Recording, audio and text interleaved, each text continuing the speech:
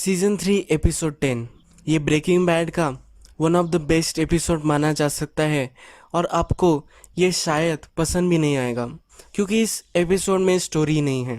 अगर आपको लगता है कि इस एपिसोड में स्टोरी नहीं यानी कि ऐसा थ्रिलर कुछ हो नहीं रहा, यानी कि डेथ्स वायलेंस इस तरह से चीज़ें नहीं हो रही, पर इस एपिसोड में बहुत ही बढ़िया कैरेक्टर डेवलपमेंट आपको दिखाई देगी इन दोनों कैरेक्टर्स की, जेसी और वॉल्टर की। ये पूरा एपिसोड इस लैब में ही होने वाला है और चलिए इस एपिसोड को हम अब स्टार्ट करते हैं। एपिसोड जब स्टार्ट होता है तो वॉल्टर हमें बेड से उठता हुआ दिखता है। वो लैब में जाकर सब स्क्रैपिंग वगैरह कर रहा होता है, जैसी भी उसके साथ होता है।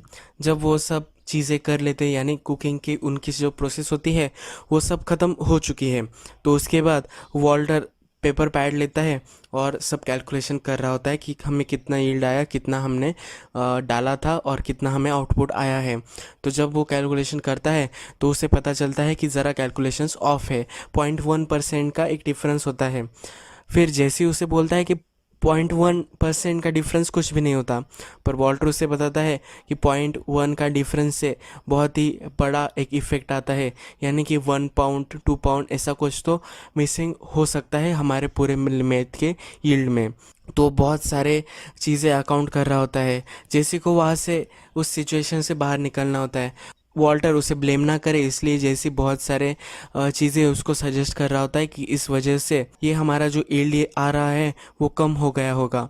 वो बहुत सारी चीज़ों में ये भी बताता है कि हमारा जो वेस्टेज होता है उससे ये हो रहा होगा। फिर वॉल्टर थोड़ा सा दिमाग लगा रहा होता है, पर वॉल्टर अभी भी फिगर आउट नहीं कर पाता। जैसी को लगता है कि वॉल्टर अब कन्विंस्ड हो चुका है और वो वहाँ से चला जाता है। फिर वॉल्टर अकेला ही उस कैलकुलेशन को कर रहा होता है, पर उसे फिर एक फ्लाई दिखती है। वो उस फ्लाई से ऑब्सेस्ड हो जाता है। ये एक कंटेमिनेशन है पूरी लैब का, ऐसा उसे लगता है और वो उस फ्लाई को मारने के लिए लग जाता है। वो फ्लाई जाकर एक लाइट पर बैठती है तो वो वहाँ शूज़ फेंकता है, वो लाइट वहाँ से टूट जाता है। फिर वो एक सीलिंग पे आके जाती है। जो शूज़ वॉल्टर ने फेंका हुआ आता है तो वो शूज़ निकालने के लिए वॉल्टर सीलिंग पर चढ़ जाता है। वहाँ चढ़ने पर एक ब्रश से वो अपने शूज़ निकाल रहा होता है।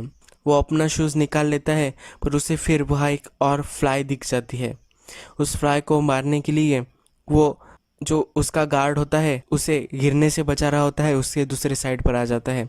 जब वो उसे मारने की कोशिश करता है वो हम अपना बैलेंस खो देता है और गिर जाता है। फिर जैसी थोड़ी देर बाद फिर से लैब में आता है। जब वो अपनी सिगरेट बुझाता है तो उसे जेन की सिगरेट भी वहाँ दिखती है उसकी गाड़ी में। वो लैब में आ जाने के बाद देखता है कि उसका डोर भी ओपन नहीं हो रहा होता। वॉल्टर ने सब वैक्यूम से पूरी एयर वहाँ से निकाल ली होती है, सारा प्रेशर उसने निकाला हुआ होता है। फिर वॉल्टर से पूछने के बाद वॉल्टर बताता है कि पूरी लैब कंटेमिनेटेड हो चुकी है। जेसी भी बहुत डर जाता है कि वायरस वगैरह होगा, इससे ये बहुत ही डेंजरस हो सकता है। फिर वॉल्टर उसको अपना एक इक्विपमेंट दिखाता है, उससे वो फ्लाई पकड़ने वाला होता है। तो जेसी उससे पूछता है कि किस तरह का ये कंटेमिनेशन है, तो वॉल्टर उसे बताता है कि एक फ्लाई है। जैसे उसे बोलता है कि सिर्फ एक फ्लाई से क्या फ़र्क पड़ेगा, पर वॉल्टर कन्विंस्ड होता है कि एक फ्लाई पूरे हमारा जो यील्ड होगा उसको कंटेमिनेट कर देगी और ये अच्छा नहीं होगा। वॉल्टर नेक्स्ट कुक करने के लिए अलाउड ही करने नहीं वाला होता। वॉल्टर जैसे को बोलता है जितनी जल्दी हम इस फ्लाई को पकड़ लेंगे तो उतनी जल्दी हम यहाँ से जा सकते हैं। तो जेसी भी फ्लाई पकड़ने के लिए लग जाता है। जेसी चुपके से कुकिंग करना स्टार्ट करने वाला होता है, पर वॉल्टर उसे पकड़ लेता है। वॉल्टर फिर से उसे समझाने की कोशिश करता है कि ये बहुत ही इम्पोर्टेंट है। वॉल्टर उसको अपने ब्रश से मार रहा होता है। फिर वॉल्टर के सर पर ही वो फ्लाई बैठ जाती है। फिर वही ब्रश जेसी उससे लेता है और जेसी उसके सर को बहुत ही ज़ोर से मारता है, पर फिर भी वो फ्लाई वहाँ से उड़ जाती है।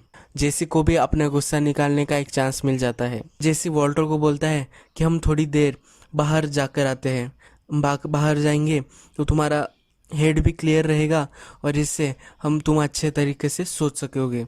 जब जेसी बाहर जा रहा होता है तो वॉल्टर उससे उसकी की ले लेता है और जेसी को बाहर ढकल देता है। वॉल्टर फिर से अपने काम के लिए लग जाता है।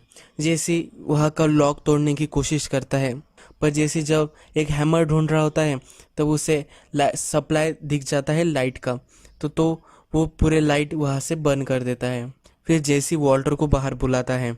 जेसी ने बहुत सारे इक्विपमेंट्स लाए हुए होते हैं उस फ्लाई को मारने के लिए। उसमें से एक होता है स्ट्रिप्स, जिसको वो फ्लाई चिटक जाएगी और वही वो अड़क जाएगी। तो वो पूरे जो स्ट्रिप्स होते हैं पूरे लैब में वो लगा देते हैं। जैसे एक ड्रग भी ले आता है जिससे वाटर सो जाएगा और फिर वो कुक कर सकेगा। वो उसके कॉफ़ी में मिलाकर उसे दे देता है। वो दोनों कॉफ़ी पी रहे होते हैं। फिर जैसी उसके आंट की एक स्टोरी बताता है। मेरे आंट के यहाँ एक पॉसम था। वो रात को भी आवाज़ करता रहता था और फिर मेरी आंट उसके पीछे लग गई। उसने पूरे घर में ट्रैप्स बिछा दिए। वो मर चुका था पर फिर भी मेरी आंट को लगता था कि वो अभी भी यही है। उसको उसकी आवाज़ सुनाई दे रही थी और वो आउट ऑफ कंट्रोल हो जा रही थी। तभी हमने उसे डॉक्टर को दिखाया और ये अच्छा ही हुआ कि वो ये सब कर रही थी।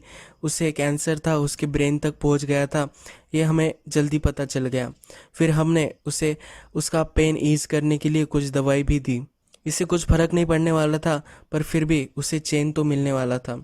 फिर वॉल्टर उसे बताता है कि मैंने अभी चेकअप करवाया है, मेरा कैंसर वापस नहीं आया। कैंसर की बात होती है तो वॉल्टर बोलता है कि जो एक स्पॉट था जहाँ मुझे मर जाना चाहिए था, मैंने वो मिस कर दिया। मैं अब बहुत टाइम तक जिंदा रह चुका हूँ। तुम्हारी जो फैमिली है उसे तुम्हें मिस करना चाहिए, पर मेरे जाने के बाद मुझे नहीं लगता मुझे कोई मिस करेगा। मुझे बहुत सारे पैसे कमाने थे और फिर मर जाना चाहिए था। ये सब जो मैथ वगैरह मैं कुक करता हूँ ये मेरी फैमिली को कभी पता नहीं चलना चाहिए था। अगर उसे पता नहीं चलता और मैं मर जाता तो वो ही अच्छा होता। उस दिन जब जेन ने मुझे कॉल किया था तुम्हारे पैसे देने के लिए, उस दिन मैं तुम्हें पैसे देने के बाद एक बार में चला गया था। तभी मुझे जेन के फादर भी मिले थे। ये कोइंसिडेंस नहीं हो सकता कि मैं एक बार में गया और मुझे जेन के फादर मिल गए। हम साइंस के बारे में इतनी सारी चीज़ें बोलते हैं पर ये हम एक्सप्लेन नहीं कर सकते। मुझे लगता है उस दिन ही एक राइट स्पॉट था जहाँ मुझे मर जाना चाहिए था। तब किसी को भी नहीं पता था कि मैं ये सब कर रहा हूँ और मेरे पास बहुत सारे पैसे भी थे। तब अगर ये हो जाता तो ये एक बेस्ट ऑप्शन होता। उस दिन मुझे घर से बाहर ही नहीं निकलना चाहिए था। मैं मेरी बेटी की आवाज़ सुन रहा था, सब एकदम परफेक्ट था। अब वॉल्टर को थोड़ी सी गूंगी आ रही होती है। तब उनको फ्लाई वो फिर से दिख जाती है। जैसे ऊपर चढ़कर उस फ्लाई को मारने की कोशिश कर रहा होता है। फिर वॉल्टर उसे बताता है कि मैं बहुत ही सॉरी हूँ, जेन मर गई इसलिए मैं बहुत ही सॉरी हूँ। तो जैसे उसे बताता है कि इसमें किसी भी गलती नहीं है, तुम्हारी भी नहीं, मेरी भी नहीं और जेन की खुद की भी, इसमें कोई भी गलती नहीं है। वॉल्टर फिर वही सो जाता है और फिर जेसी को वो फ्लाई मिल जाती है। जेसी उसको मार देता है। फ्लाई के मरने के बाद वो कुक करते हैं और जब बाहर आते हैं तब वॉल्टर फिर से उसे अमाउंट पूछता है कि कितना हमें आज मैथ हमने कुक किया है। तो फिर वॉल्टर जेसी को कार के पास बुलाता है। वो बोलता है कि हम जिन लोगों से डील कर रहे हैं वो बहुत ही डेंजरस है।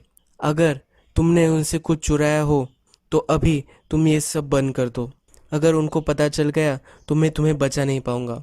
जेसी बोलता है कि मुझे तुमसे बचाने की कोई ज़रूरत नहीं है। वॉल्टर अपने घर में सो रहा होता है। फिर से उसे एक फ्लाई दिखती है पर वो उसे इग्नोर कर देता है और सो जाता है। यही एपिसोड ख़त्म हो जाता है।